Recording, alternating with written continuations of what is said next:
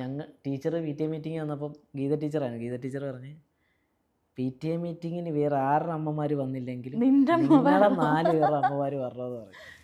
അങ്ങനെ വന്ന് എനിക്കറിയാം. കാരണം എൻ്റെ അമ്മ എത്രത്തോളം 10 ആളിൻ്റെ മുമ്പിൽ എന്നെക്കുറിച്ച് തുറന്നടിക്കും. കാര്യം എൻ്റെ സ്വഭാവം എന്താണെന്ന് ഞങ്ങളമ്മ ആരെയും നോക്കത്തേതുമില്ല, അതൊക്കെ പറയും. ചില അമ്മമാരങ്ങനെയല്ല. പി ടി എ മീറ്റിങ്ങിനൊക്കെ വന്ന് കഴിഞ്ഞാൽ മക്കളെ കുറ്റം പറയത്തില്ല. കാര്യം ബാക്കിയുള്ളവരുടെ അമ്മമാരുടെ മുന്നിൽ നമ്മളെ മക്കൾ. പക്ഷെ എൻ്റെ അമ്മ അങ്ങനെയല്ല. അയ്യോ, +2 പഠിക്കാൻ നേരത്ത് ഇതുപോലെ പി ടി എ മീറ്റിങ്ങിന് വിളിച്ചപ്പോഴത്തേക്കും ഇന്ന ദിവസം പി ടി എ മീറ്റിംഗ് എല്ലാവരും പറഞ്ഞു, ഇല്ലെങ്കിൽ ഓഫീസിൻ്റെ ഫ്രണ്ടിൽ നിർത്തുമെന്ന് പറയും. അപ്പം ഞാൻ തലേന്ന് കൊച്ചുള്ളിയൊക്കെ എടുത്ത് പനി വരാൻ വേണ്ടി വെച്ചിട്ട് കിടന്നുറങ്ങി പിറ്റേ ദിവസം പി ടി എ മീറ്റിംഗാണ്. കാര്യം അമ്മയായിട്ട് പോയാൽ ഞാൻ നാണം കെടും ഉറപ്പാണ്.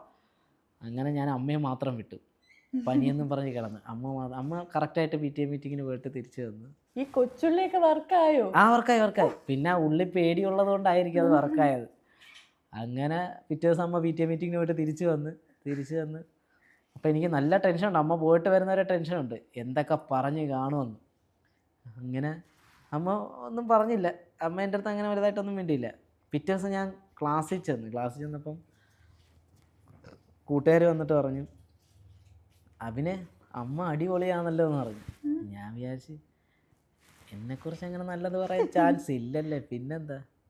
ഞാൻ പറഞ്ഞു എന്നെക്കുറിച്ച് നല്ലതാണെന്ന് പറഞ്ഞു.